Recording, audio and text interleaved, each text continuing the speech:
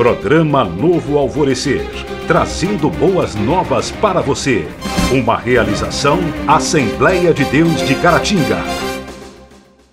Olá, meus irmãos, que a graça e a paz esteja com você. Bem-vindo mais uma vez ao programa Novo Alvorecer, uma realização da Igreja Assembleia de Deus, Templo Central em Caratinga, Minas Gerais. Hoje, programa especial com conteúdo da lição de escola bíblica dominical. Nós vamos a um intervalo rapidinho e voltamos já já. Não saia daí.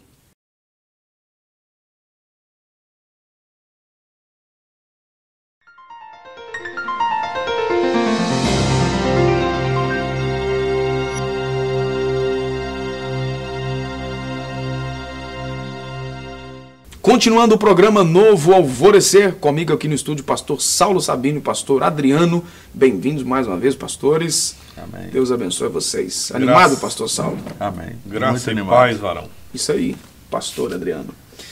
Lição de número 10, que estaremos estudando neste próximo domingo, dia 3 de dezembro de 2017. O processo da salvação. Textuário da nossa lição, João capítulo 3, versículo 5.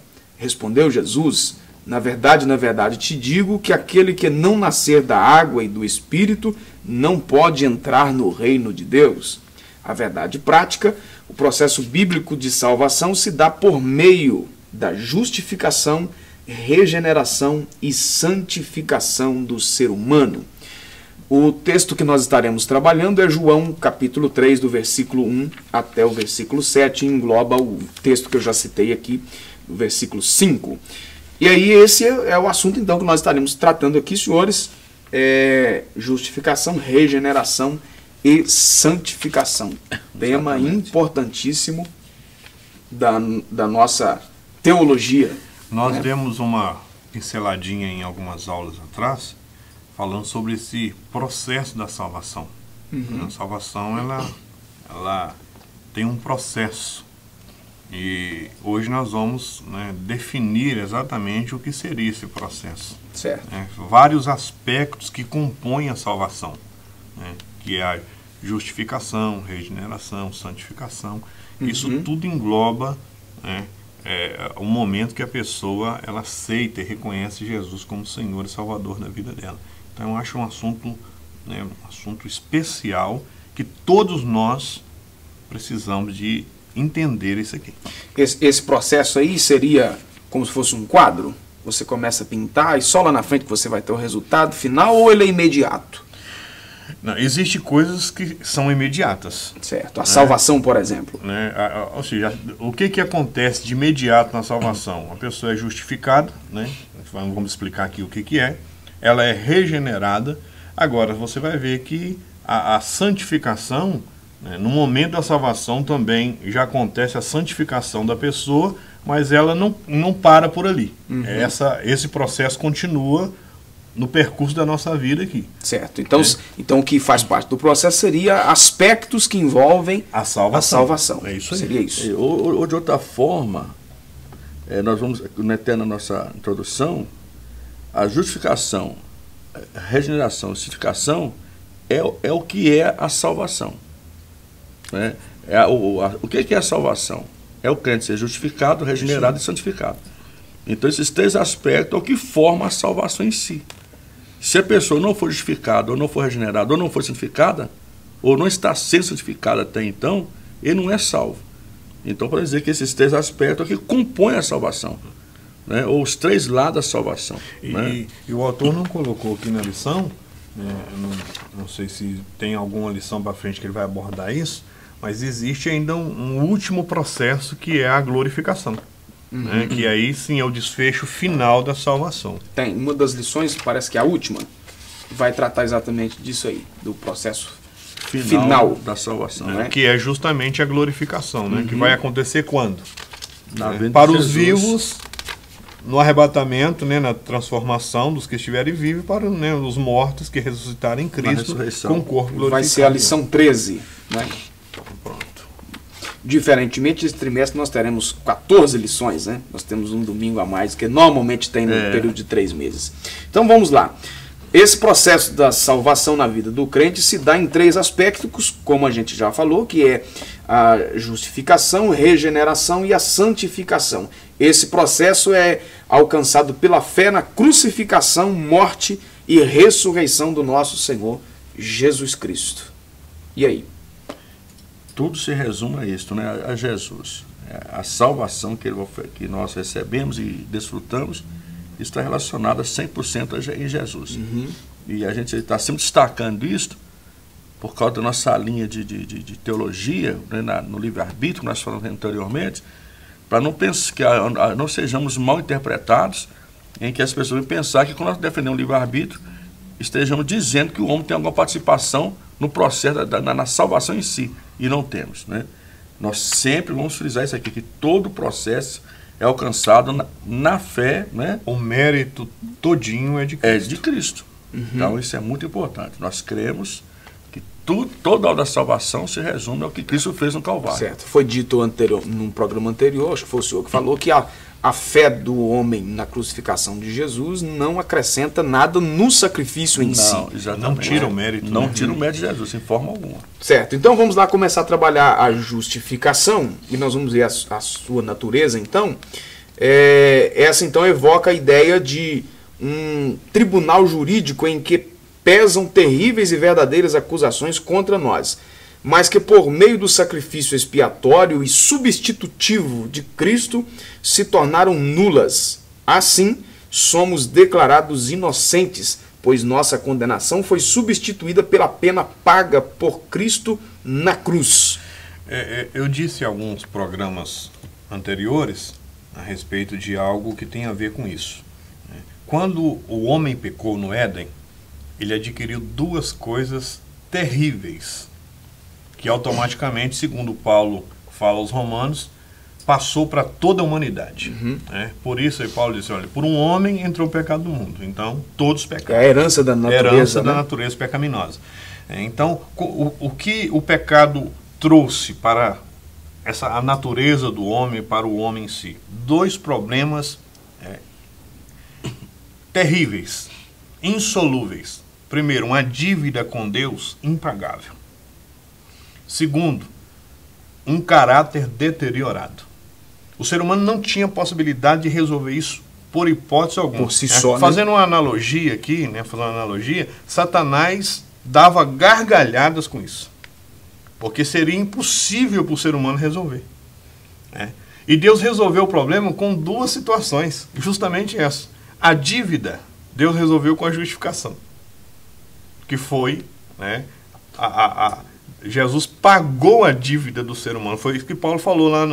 Paulo falou no seguinte, que ele pegou a cédula que era contra e cravou na cruz.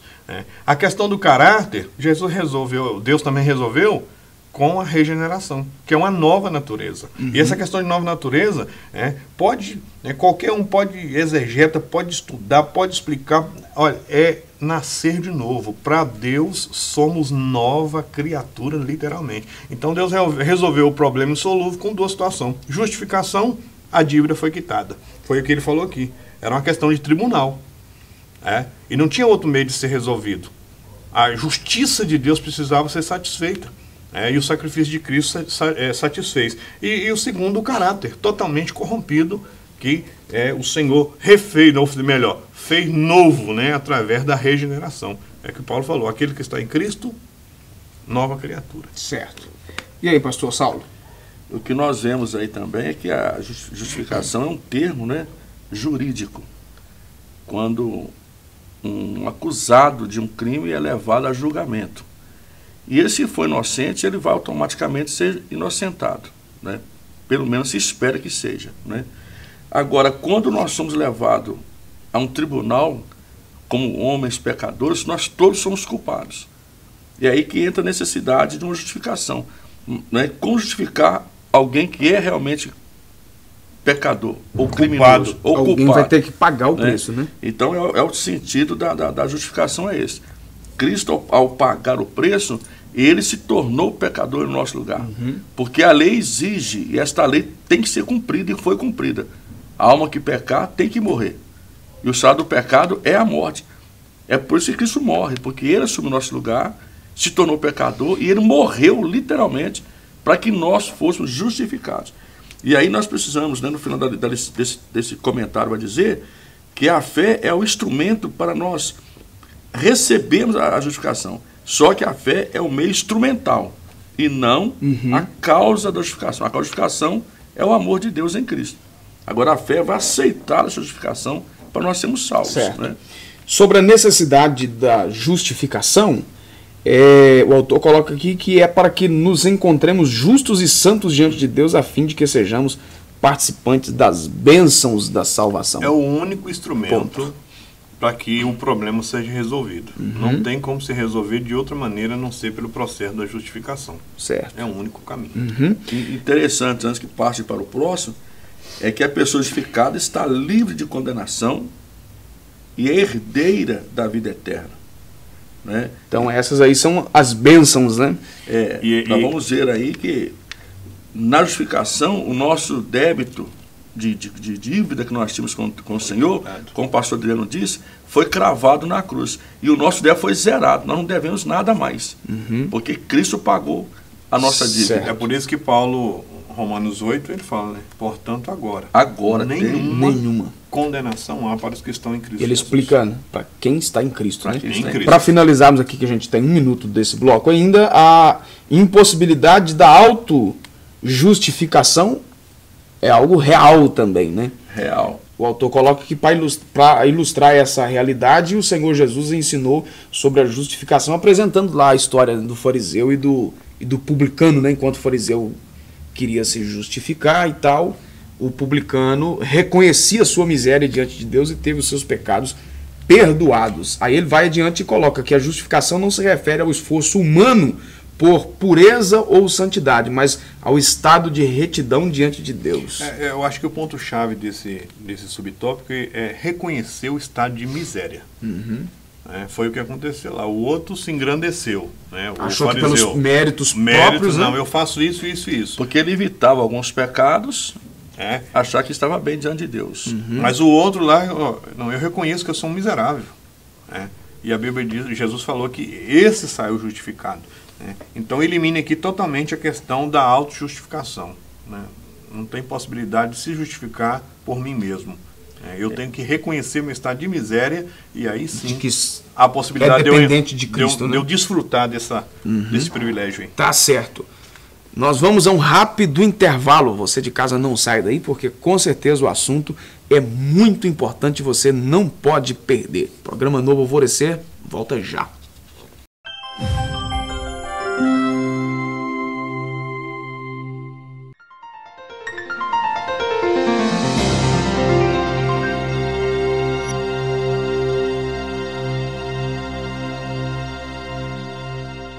De volta com o programa Novo Alvorecer, e antes de nós continuarmos aqui o nosso assunto de hoje, eu quero sugerir que você acesse os nossos portais da internet da nossa Igreja Assembleia de Deus Templo Central em Caratinga, www.adcaratinga.com ou www.projetosemeadores.org. Vamos lá então para o segundo tópico da nossa lição, regenerados pelo Espírito Santo.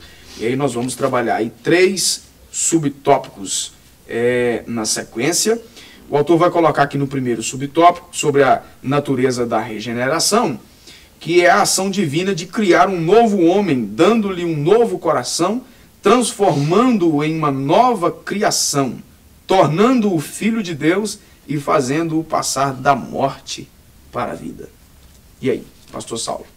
Aí vamos estar vendo então que, já percebendo naquilo que Jesus falou para Nicodemos, né? Era uma ação de Deus na vida do homem.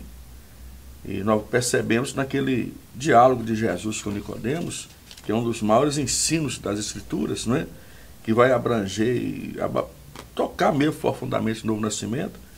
Nós vamos perceber que este operar, este milagre que Deus opera no homem é tão profundo, é algo tão radical, que nós o conhecemos como nascer de novo, um novo nascimento.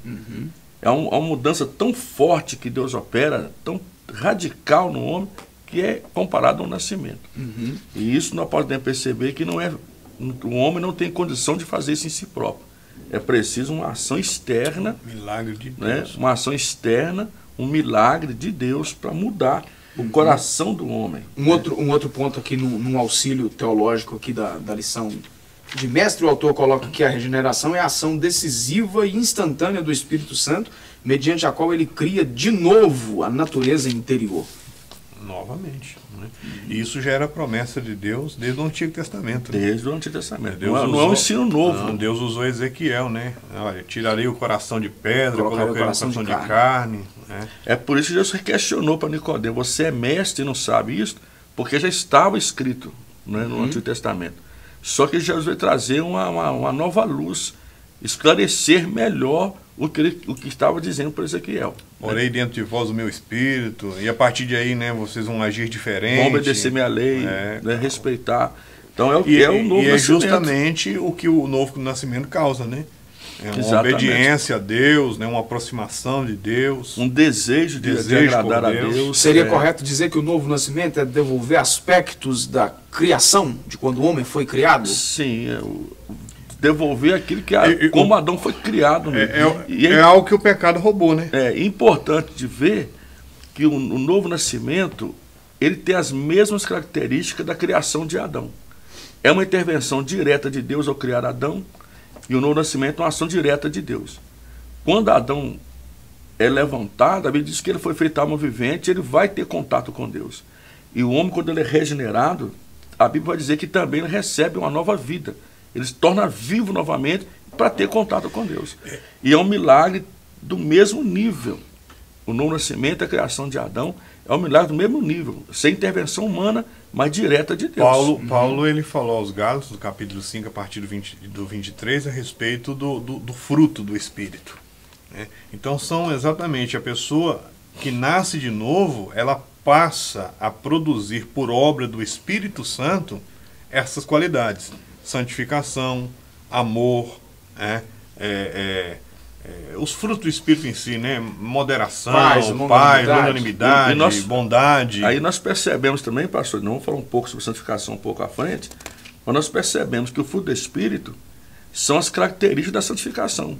Amor, longanimidade, bondade. Mas é por E Pastor Saulo, o fruto do Espírito em si é a prática da santificação. mas na é vida do por homem. isso que esses aspectos fazem parte da salvação. Exatamente. Não Está tem como tudo- fugir desses aspectos do fruto do Espírito em si, desconectar ele da salvação. Um camarada que ele é justificado, regenerado, e santificado, e como nós vamos ver que é um processo, né, a santificação continua, não tem como desvincular esses frutos de tudo isso. Não tem como. Não há E possibilidade. como que eu estou me santificando? Produzindo os frutos do Espírito. Exatamente aí. Certo. Na necessidade de regeneração, por que da necessidade de regenerar-se? É a palavra que Jesus vai dizer para Nicodemos, né? A necessidade para entrar no reino de Deus, ou a forma de entrar no reino de Deus, é nascer de novo. Voltar a ter aqueles aspectos. Exatamente, antes do pecado. Né? E aí que está o segredo. Jesus vai dizer para Nicodemos que não é a religiosidade que vai resolver a sua situação, mas é justamente o nascer de novo. É preciso um milagre da parte de Deus para o homem voltar a ter contato com Deus. É aí que está a É necessidade o único da regeneração. meio para que o homem possa voltar a Deus. É a única forma, é Não há nascer outro, de novo. não há outro. Esse é o caminho, né? O único caminho para que nós possamos entrar Fazer reino de parte Deus. do- E nós Deus, vamos né? perceber que é algo tão extraordinário que Nicodemos vai entender que é impossível ao homem fazer isso. Ele fala, como que um homem velho Vai voltar de novo para o pode ventre da nascer mãe? de novo? Né? É impossível. Ele compreende que para voltar a ter uma vida com Deus é algo impossível à natureza humana. É preciso uma intervenção de Deus. Mas a necessidade da regeneração é essa. Porque a pessoa, para fazer parte do reino de Deus, ele precisa nascer do Espírito. Porque senão ele nunca fará parte do reino de As Deus. consequências dessa regeneração podem ser vistas na vida da pessoa, na sua vida cotidiana, no seu viver prático. Essa Seria aí questão- o tema do terceiro subtópico. Essa questão aí. aqui é o fechamento do que nós acabamos de falar. Né? As pessoas, ou cada um de nós, se não produzirmos essas qualidades, é sinal de que não nasceu de novo. Né? Então, eu acho até interessante, né, se você puder passar aqui Porque não tem como fugir disso aqui sem falar esses aspectos. Dá uma olhadinha, certo. Né, passa Mas para o aí, nosso telespectador quer dizer, essa questão aí. O assunto aqui em si não é fruto do Espírito, mas está ligado aqui, que já foi dito. Não tem como separar. Mas e aquela pessoa que diz, não, eu sirvo ao Senhor e tal, eu sou salvo, mas eu não tenho fruto do Espírito. E aí, como é que fica? Porque tem sempre alguém que acaba dizendo isso. Mas não, né? então, Vocês já ouviram alguém dizer isso? Ele está se contradizendo. Se ele não tem nenhum fruto do Espírito, ele não produz, ele não é salvo. É isso aí. Agora, outro fato importante, até que está na lição aqui, devido às nossas imperfeições, que ainda somos imperfeitos, nós vamos nos deparar com uma impossibilidade. É impossível nós manifestarmos o fruto do Espírito Santo o tempo todo, por causa da nossa imperfeição. É por isso que, mesmo sendo salvo, há momento que nós, em vez de praticarmos o amor, nós odiamos. Por quê? Porque por causa da nossa imperfeição, é impossível nós manifestar o amor o tempo todo, porque somos imperfeitos. É aí que vai entrar o processo da santificação, que nós vamos ver há pouco à frente aí, que é um processo contínuo. Nós erramos em deixar de amar hoje, mas amanhã nós vamos nos esforçar para amar mais. Porque por sermos imperfeitos, nós não conseguimos manifestar o fruto o tempo todo. Certo. Mas dizer que eu não tenho nenhum fruto e não manifesto em momento algum é contraditório. Aí, para nós finalizarmos aqui, então, nós vamos ver marcas aí da regeneração, né? O pastor Adriano sugeriu aí a leitura dessas marcas aí, que é o amor intenso a Deus, o amor pelos irmãos, a rejeição às coisas mundanas, o amor à palavra de Deus, o amor pelas almas perdidas, o desejo de estar em comunhão com Deus e adorá-lo, a vitória sobre o pecado, enfim, o testemunho interior do Espírito Santo, né, atestando que somos filhos de Deus e por aí vai. Aí o autor coloca aqui, é claro que somos imperfeitos e muitas vezes deparamos com aquilo que o senhor falou, pastor Saulo, com a impossibilidade de manifestar essas mudanças o tempo todo, mas deve sim ser uma prática diária na nossa vida. Se não há nada disso aqui na vida da pessoa, então é sinal de que ela não nasceu de novo. Porque quem nasceu de novo, ele produz isso aqui. O Espírito Santo de Deus tem liberdade para produzir isso aqui na vida dele. Certo. E uma coisa importante é que santificação não é sinônimo de perfeição. É isso aí.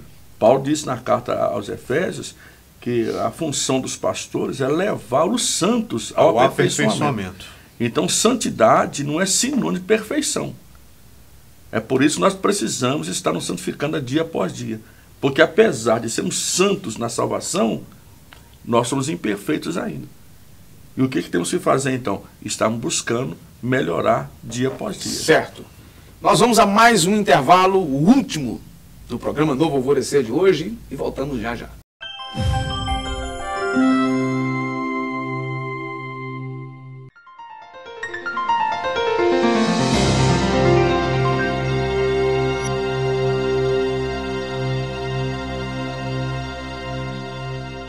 Meus irmãos, de volta com o último bloco do programa Novo Alvorecer. Estaremos falando agora sobre santificados em Cristo, que é o terceiro tópico da nossa lição, respectivamente sendo abordados aí em 3 subtópicos. Nós vamos ver que a santificação é uma consequência da salvação. É o processo pelo qual o crente separa-se do pecado para um viver inteiramente consagrado a Deus, desenvolvendo nele a imagem de Cristo. É o que Paulo vai falar em Romanos 8 e 29. E aí? É o que nós já falamos, né? Faz parte. Não há como também separar salvação de santificação. E voltando aqui a bater na tecla que nós batemos tocamos nessa tecla no programa passado, isso não tem nada a ver com denominação. Santificação, ela faz parte da salvação. Da vida cristã, né? Faz parte. Isso pode ser assembleiano, batista, presbiteriano. Santificação, ela é algo que está dentro do processo da salvação. A própria definição aí mostra isso, que santificar é separar-se do pecado. E é impossível alguém que nasceu de novo viver uma vida contínua do pecado, sem desejar se separar do pecado. E a palavra santificação, ela tem muitas vezes um sentido negativo na mente de muitas pessoas. Eu sempre falo isso. Que a pessoa entende que santificação é um conjunto de regras e proibições que os pastores criaram para aprisionar os crentes. E não é. Santificação é uma consequência da salvação. Nós estamos vendo aqui. Ela é inerente à salvação. Quem é salvo... E é processual, né, pastor? Processual. Ela é processual, né? Hoje, amanhã, isso é enquanto eu estiver aqui até o arrebatamento da igreja. Nós já, em outras lições, nós já passamos que a santificação ela é instantânea na regeneração e depois progressiva. Né? Então, crente que não santifica não é salvo. Precisamos da santificação. Além do mais, aí aqui sim, não é? É um esforço pessoal, no sentido aí de desejar, no sentido de priorizar, de almejar, não é, a santificação. Pois a nossa natureza pecaminosa insiste em resistir a esse processo. Então, seria como se fosse aí uma batalha, né, da vida espiritual com a vida carnal, né? Exato. Ou seja, e aí nós precisamos de fato nos esforçar para viver separados do pecado. Adilson, né? Fazer uma menção aqui também, para quem está nos ouvindo, essa questão de esforço pessoal não é para a salvação. Isso aí Cristo já conquistou para nós, inclusive nos tornando santo. Agora, esse esforço é para eu não viver uma vida no pecado. É esforçar para sair do pecado. Né? Não no sentido de esforço meu para eu ser salvo, no sentido de ter participação na salvação. Mas porque é salvo. Mas porque eu sou salvo, eu tenho que viver, me esforçar para poder viver essa separação daquilo que o pecado tem oferecido aí, né? Certo. Não tira mérito de Cristo não, tá? É isso que eu quero dizer. E o último subtópico aí, o desafio de sermos santos. O autor coloca que não podemos deixar de reconhecer que somos simultaneamente justos e pecadores. É difícil às vezes para algumas pessoas entender isso aqui, hein? Ao mesmo tempo que somos justos, somos pecadores. E aí? É a natureza, né, pastor Saulo? É a natureza pecaminosa. Estamos salvos em Cristo, mas ainda faz parte da nossa vida essa natureza pecaminosa. É o que já falamos aqui. Ou seja, santos, mas imperfeitos. Ou seja, em Cristo, Deus nos vê absolutamente santos.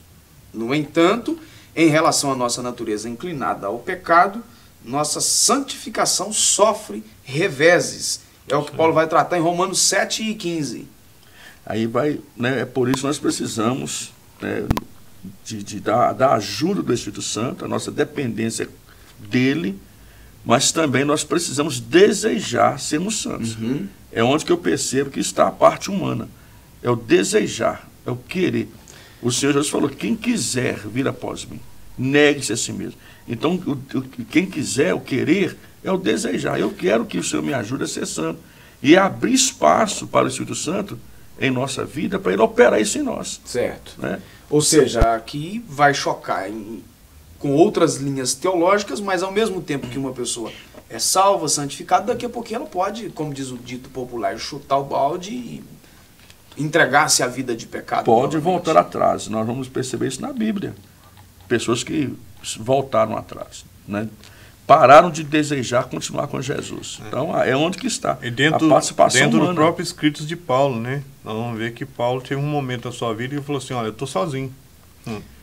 Demas, fala isso com Timóteo, né? Demas, que esteve Demas aqui, abandonou. esteve dentro da fé, abandonou e voltou ao mundo. Amando o presente século. Amou, né? Voltou a amar o presente século. Que Deus guarde a nossa vida e que não aconteça Nos isso mantenha conosco. firme. Mantenhamos firme. Obrigado, pastores. Amém. Deus abençoe vocês Sempre um prazer. poderosamente. A você de casa, nossa gratidão por nos acompanhar. Deus abençoe você de uma maneira poderosa. Você que nos acompanha pela internet, esteja à vontade para compartilhar aí o nosso programa, para que outras pessoas também possam ser alcançadas através da nossa programação. Deus abençoe você. Fique na graça e na paz. Programa Novo Alvorecer, trazendo boas novas para você. Uma realização Assembleia de Deus de Caratinga.